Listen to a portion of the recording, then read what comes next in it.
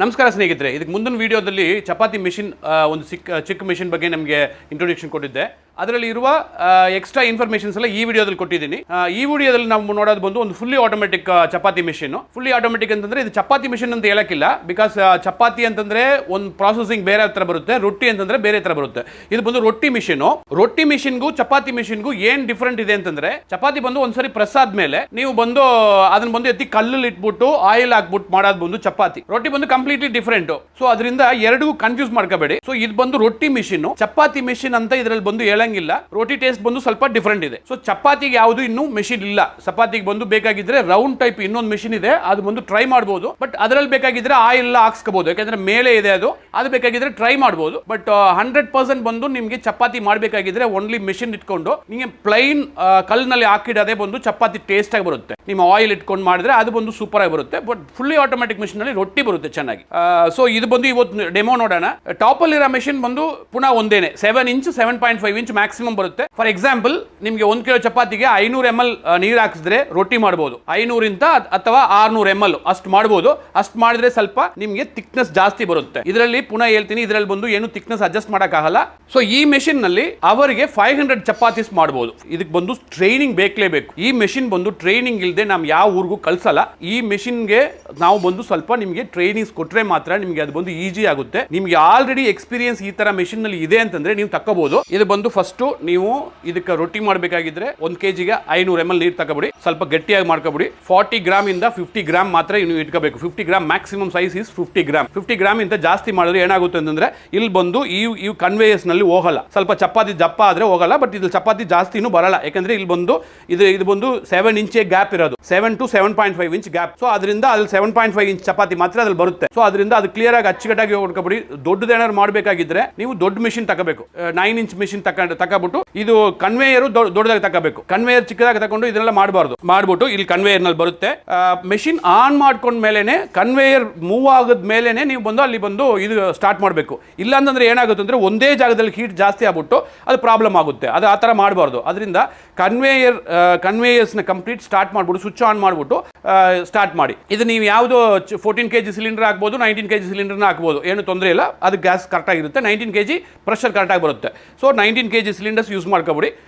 So next ಅದರಲ್ಲಿ ಬಂದು ನೀವು ಗ್ಯಾಸ್ ಆನ್ ಮಾಡಿದ್ಮೇಲೆ ನಿಮಗೆ 1 2 3 4 ಅಂತ ಬರ್ನರ್ ಇದೆ. 4 ಬರ್ನರ್ನು ಆನ್ ಮಾಡ್ಕೊಬಿಡಿ. ಸೊ ಈ ಬರ್ನರ್ ಬಂದು ಸ್ವಲ್ಪ ಟೆಂಪರೇಚರ್ ಜಾಸ್ತಿ ಮಾಡ್ಕೊಬಿಡಿ. ಮಿಡಿಲ್ ನಲ್ಲಿ ಇರೋದು ಬಂದು ಸ್ವಲ್ಪ ಕಡಿಮೆ ಮಾಡ್ಕೊಬಿಡಿ. ಕೆಳಗಡೆ ಇರೋದು ಬಂದು ಟೆಂಪರೇಚರ್ ಜಾಸ್ತಿ ಇರಬೇಕು. ಕೆಳಗಡೆ 2 ಬರ್ನರ್ ಬರುತ್ತೆ. ಅವು 2 ಬರ್ನರ್ ಕಂಪ್ಲೀಟ್ ಬಂದು ಟೆಂಪರೇಚರ್ಸ್ ಬಂದು ಜಾಸ್ತಿ ಇಟ್ಕೋಬೇಕು. ಅಲ್ಲಿ ಬಂದೇನೆ ಇಲ್ಲಿ ಬಂದು ರೊಟ್ಟಿ ಬಂದು ಇಲ್ಲಿ ಬೇಯುತ್ತೆ. ಫಸ್ಟ್ ಬಂದು ಒಂದ್ ಕಡೆ ಬೇಯುತ್ತೆ, ಆಮೇಲೆ ನೆಕ್ಸ್ಟ್ ಸೆಕೆಂಡ್ ಕಡೆ ಬೇಯುತ್ತೆ. ಸೆಕೆಂಡ್ ಕಡೆ ಬೇಯುವಾಗ 2 ಕಡೆ ಈಕ್ವಲ್ ಟೆಂಪರೇಚರ್ ಸೆಟ್ ಮಾಡ್ಕೋಬೇಕು. ಇದು ಸೆಟ್ ಮಾಡೋದಕ್ಕೆ ಸ್ವಲ್ಪ ಸ್ಕಿಲ್ ಬೇಕು. ಈಗ ನೀವು ಇಮಿಡಿಯೇಟ್ ನೀವು ಮಿಷಿನ್ ತಗೊಂಡ್ರಿ ಅಂತಂದ್ರೆ ನೀವು ಹೋಗಿ ಅಲ್ಲಿ ಕೂತ್ಕೊಂಡು ಮಾಡುವಾಗ ನಿಮಗೆ ಇಲ್ಲಿ ಬೂರಿ ಬಫ್ ಅಂತ ಬರಲ್ಲ.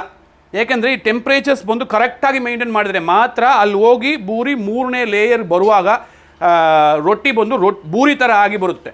ಕಂಪ್ಲೀಟ್ ಬೂರಿ ಥರ ರೌಂಡ್ ಈ ಥರ ಬರುತ್ತೆ. ಇಲ್ಲ ಅಂತಂದರೆ ನೋಡಿ, ಇಲ್ಲ ಅಂತಂದರೆ ಅದು ಯಾವ ಥರ ಬರುತ್ತೆ ಅಂತಂದರೆ ಅದನ್ನು ತೋರಿಸ್ತೀನಿ. ಅದು ಫ್ಲ್ಯಾಟ್ ಆಗಿ ಪೂರಿ ಆಗದೆ ಬರುತ್ತೆ. ಟೆಂಪ್ರೇಚರ್ಸ್ ಬಂದು ಕರೆಕ್ಟಾಗಿ ಬರಲಿಲ್ಲ ಅಂತಂದರೆ ನಿಮಗೆ ಅದು ಬೇಯಲ್ಲ, ಸರಿಯಾಗಿ ಬೇಯದೆ ಬಂದು ಔಟ್ಪುಟ್ನಲ್ಲಿ ಬರುತ್ತೆ. ಸೊ ಆವಾಗ ನೀವು ಎಷ್ಟೇ ಟ್ರೈ ಮಾಡಿದ್ರೂ ಅದು ಬರಲ್ಲ. ಇದು ಕರೆಕ್ಟಾಗಿ ಟ್ಯೂನ್ ಮಾಡಿ ಇಡಬೇಕು. ಸೊ ಅದಕ್ಕೆ ಬಂದು ಟ್ರೈನಿಂಗ್ ತಗೋಬೇಕು ಅಂತ ಹೇಳ್ತಾ ಇದ್ದೀನಿ.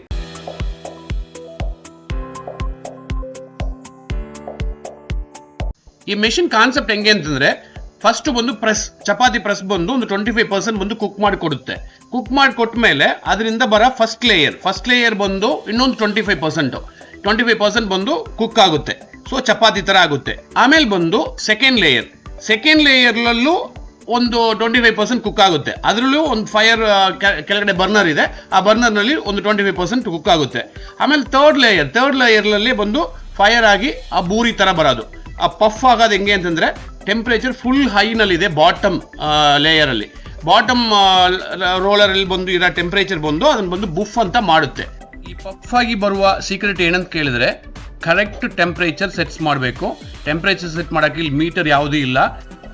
ಯಾಕೆಂದರೆ ಇದು ಬಂದು ಗ್ಯಾಸ್ ಫೈರ್ಡ್, ಎಲೆಕ್ಟ್ರಿಕಲ್ ಫೈರ್ಡ್ ಇದ್ದರೆ ಮಾತ್ರ ನಮಗೆ ಟೆಂಪರೇಚರ್ ಕಂಟ್ರೋಲ್ ಇಟ್ಕೊಂಡು ಆನ್ ಆಫ್ ಮಾಡಿ ಟೆಂಪರೇಚರ್ನ ಇನ್ಕ್ರೀಸ್ ಡಿಕ್ರೀಸ್ ಮಾಡ್ಬೋದು. ಬಟ್ ಇದರಲ್ಲಿ ಬರ್ನರ್ನ ಇನ್ಕ್ರೀಸ್ ಡಿಕ್ರೀಸ್ ಮಾಡಬೇಕು. ಮ್ಯಾನ್ಯುವಲ್ ಆಗಿ ಮಾಡಿದ್ರೇ ಮಾತ್ರ ಅದು ಬಂದು ಫೈರ್ ಜಾಸ್ತಿ ಆಗುತ್ತೆ, ಆಮೇಲೆ ಫೈರ್ ಕಡಿಮೆ ಆಗುತ್ತೆ. ಸೊ ಆಗಲೇ ಬಂದು ಟೆಂಪರೇಚರ್ ಬಂದು ಒಂದೇ ಥರ ಮೇಂಟೈನ್ ಆಗುತ್ತೆ. ಸೊ ಅದು ಬಂದು ಎಕ್ಸ್ಪೀರಿಯನ್ಸ್ ನಲ್ಲೇ ಬರೋದು. ಆದ್ರಿಂದ ನೀವೇ ಬಂದು ನಿಮ್ಮ ಎಕ್ಸ್ಪೀರಿಯನ್ಸ್ ನಲ್ಲಿ ಅದು ಸೆಟ್ ಮಾಡಬೇಕು. ಒಂದು. ಎರಡನೇದು, ನಾವು ಇಟ್ಟು ಕಳ್ಸಾಗ ನೀರು ಕರೆಕ್ಟಾಗಿ ಇಡಬೇಕು. ಒಂದು 600 ml 1 kg ಅಂತಂದ್ರೆ 600 ಇಲ್ಲಾಂದ್ರೆ 700 ಈ ಥರದಲ್ಲಿ ಇರಬೇಕು. ತುಂಬ ನೀರು ಜಾಸ್ತಿ ಇರಬಾರ್ದು, ತುಂಬ ಕಡಿಮೆನೂ ಇರಬಾರ್ದು. ತುಂಬ ಕಡಿಮೆ ಇದ್ದರೆ ಗಟ್ಟಿಯಾಗಿ ಬಂದು ಥಿಕ್ನೆಸ್ ಜಾಸ್ತಿ ಆಗುತ್ತೆ, ಅದರಿಂದ ಬಂದು ಪಫ್ ಥರ ಬರಲ್ಲ. ಸೊ ಇದ್ರಲ್ಲಿ ಎಲ್ಲಾನು ಪಫ್ ಬರುತ್ತೆ ಅಂತ ಕೇಳಿದ್ರೆ ಎಲ್ಲಾನು ಎಲ್ಲ ಹೊತ್ತಿನಲ್ಲಿ ಫುಲ್ ಪಫ್ ಬರಲ್ಲ. ಸಮ್ಟೈಮ್ಸ್ ಬಂದು ಅದು ಪಂಚರ್ ಆಗುತ್ತೆ. ಪಂಚರ್ ಆದರೆ ಈ ಥರ ಪಫ್ ಆಗಿ ಬರಲ್ಲ. ಸೊ ಅದಕ್ಕೆ ರೀಸನ್ ಏನಂದರೆ ಒಂದು ಸೈಡ್ನಲ್ಲಿ ಯಾವ್ದಾದ್ರು ಒಂದು ಬರ್ನರ್ ಬಂದು ಟೆಂಪ್ರೇಚರ್ ಜಾಸ್ತಿ ಇರ್ಬೋದು. ಸೊ ಅದನ್ನು ರೆಡ್ಯೂಸ್ ಮಾಡಬೇಕು ಅಷ್ಟೇ.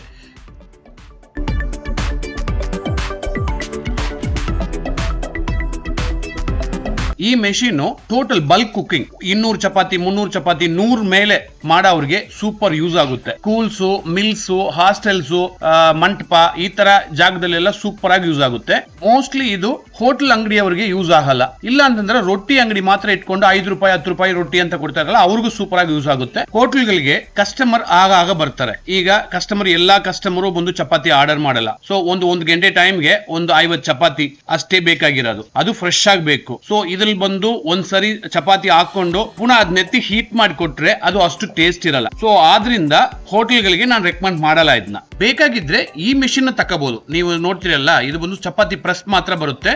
ಸೊ ಈ ಚಪಾತಿ ಪ್ರೆಸ್ ಮಾತ್ರ ತಕೋಬಹುದು.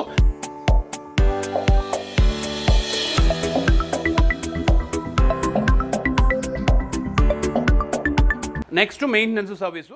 ಸೊ ಗ್ರೀಸ್ ಮಾತ್ರ ಇಟ್ಟರೆ ಸಾಕು, ನೀವು ಏನು ಮಾಡಬೇಕಾಗಿಲ್ಲ. ಈ machine complete simple machine. So ಈ ಮೆಷಿನ್ ಇರೋರು ಅಲ್ಲಿ ಲೋಕಲ್ನಲ್ಲಿ ಒಂದು ಟೆಕ್ನಿಷಿಯನ್ನ, ಯಾವ್ದಾದ್ರು ಗ್ರೈಂಡರ್ ಮೆಕ್ಯಾನಿಕ್, ಎಲೆಕ್ಟ್ರಿಷಿಯನ್ ಈ ತರ ಯಾವ್ದಾದ್ರು ಒಂದು ಗುಡ್ ಇವ್ರನ್ನ ಬಂದು ಒಂದು ರಿಲೇಶನ್ಶಿಪ್ ಇಟ್ಕೊಬಿಡಿ. ಅವ್ರನ್ನ ಕರ್ಕ ಬನ್ನಿ. ಇನ್ ಕೇಸ್ ಯಾವ್ದಾದ್ರು ಮೋಟರ್ ಸ್ಟಕ್ ಆಗೋಗ್ಬಿಡ್ತು, ಇಲ್ಲ ಚೈನ್ ಕಟ್ ಆಗೋಯ್ತು, ಈ ತರ ಯಾವ್ದಾದ್ರು ಚಿಕ್ಕ ಪ್ರಾಬ್ಲಮ್ ಬಂದ್ರೆ ನೀವೇ ಅಲ್ಲಿ ರೆಕ್ಟಿಫೈ ಮಾಡ್ಕೋಬೇಕು. ಯಾಕಂದ್ರೆ ನಾವು ಇಲ್ಲಿಂದ ಅಲ್ಲಿ ಬಂದು ಮಾಡೋಕ್ಕಾಗಲ್ಲ. ಇದು ಬಂದು ಏನೂ ಆಗಲ್ಲ ಸರ್. ನಾವು ಯಾಕೆ ಕೇಳ್ತೀನಿ ಅಂತಂದ್ರೆ ಕನ್ಫರ್ಮೇಶನ್ ನಾವು ಬಂದು ಪರ್ಚೇಸ್ ಮಾಡೋದಕ್ಕೆ ಮುಂದೆನೇ ಕೊಡಬೇಕು. ಅದಕ್ಕೆ ನಾ ಹೇಳ್ತಾ ಇರೋದು. ಬೇರೆ ಬಂದು ನಿಮ್ನ ಬಂದು ಹೇಳಿ ಇದೆಲ್ಲ ಭಯ ಪಡ್ತೀನಿ ಅಂತ ನೀವು ನೆಳ್ಕೊಬೇಡಿ. ಇದರಲ್ಲಿ ಏನು ಮೈಂಟೆನೆನ್ಸ್ 99.9% ಬರಲ್ಲ. ಇದರಲ್ಲಿ ಬಂದು ಒಂದು ಹೀಟರ್ 2 ಹೀಟರ್ ಇದೆ ಅಷ್ಟೇ. ಮೋಟ್ರು ಬಂದು ಇದಕ್ಕೆ ಬಂದು ಇದರಲ್ಲೇ ಇರೋದು ಒಂದೇ ಸಿಂಗಲ್ ಮೋಟ್ರು. ಇದಕ್ಕೂ ಒಂದೇ ಮೋಟ್ರು, ಇದಕ್ಕೂ ಒಂದೇ ಮೋಟ್ರು. ಸೊ ಮೋಟರ್ ನಲ್ಲಿ ಯಾವ್ದಾದ್ರು ಪ್ರಾಬ್ಲಮ್ ಬಂದ್ರೆ ಹಂಗೆ ಮೋಟ್ರನ್ನೇ ಚೇಂಜ್ ಮಾಡ್ಕೋಬಹುದು. ಒಂದು 9-10,000 ರೂಪೀಸ್ ಎಕ್ಸ್ಪೆನ್ಸಸ್ ಆಗುತ್ತೆ. ಮೋಟ್ರೇ ಚೇಂಜ್ ಮಾಡ್ಕೋಬಹುದು. ಗ್ಯಾರಂಟಿ ಪೀರಿಯಡ್ ಬಂದ್ರೆ ನಾವು ಮಾಡ್ಕೊಡ್ತೀವಿ. ಗ್ಯಾರಂಟಿ ಪೀರಿಯಡ್ ಆಫ್ಟರ್ ಬಂದ್ರೆ ನೀವು ಮಾಡ್ಕೋಬಹುದು. ನಾವು ಇಲ್ಲಿಂದ ಮೆಷಿನ್ ಮೋಟರ್ ಕಳಿಸ್ತೀವಿ, ನೀವು ಫಿಕ್ಸ್ ಮಾಡ್ಕೋಬಹುದು. ಇನ್ ಕೇಸ್ ನಿಮ್ಮಿಂದ ಯಾವುದು ಮಾಡಕ್ಕೆ ಆಯ್ತಿರ್ಲಿಲ್ಲ ಅಂತಂದ್ರೆ ಮೆಷಿನ್ ನಲ್ಲಿ ಕಳಿಸಿ ನಾವು ರೆಡಿ ಮಾಡಿ ಕಳಿಸ್ತೀವಿ. ಸೊ ಆ ತರ ಇದು ಆಗಕ್ಕ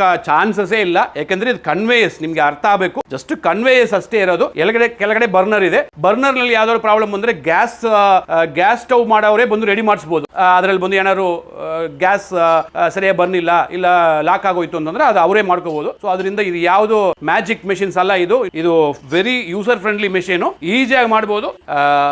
ಯಾವುದೇ ಬಿಸ್ನೆಸ್ ಎತ್ತಿದ್ರು ನೀವು ಬಂದು ಫಸ್ಟ್ ಡಿಸೈಡ್ ಮಾಡ್ಕೋಬಿಡಿ, ನಾ ಈ ಬಿಸ್ನೆಸ್ಗೆ ಬಂದಿದ್ದೀನಿ, ಈ ಬಿಸ್ನೆಸ್ಲೇ ನಾ ವಿನ್ ಮಾಡ್ತೀನಿ ಅಂತ ಒಂದು ಡಿಸೈಡ್ ಇರಬೇಕು. ಯಾವಾಗಲೂ ಬಂದು ಊಟ ಮಾಡೋ ಬಿಸ್ನೆಸ್ ಮಾತ್ರ ದುಡ್ಡು ಮಾಡಬೇಕು ಅಂತ ಬರಬೇಡಿ. ಊಟದಲ್ಲಿ ಮಾತ್ರ ದುಡ್ಡು ಮಾಡೋದು ಬಂದು ಅಷ್ಟು ಈಸಿ ಅಲ್ಲ. ಅದರಿಂದ ಊಟ ಚೆನ್ನಾಗಿ ಕೊಡಬೇಕು ಅಂತ ಯೋಚನೆ ಮಾಡಿ.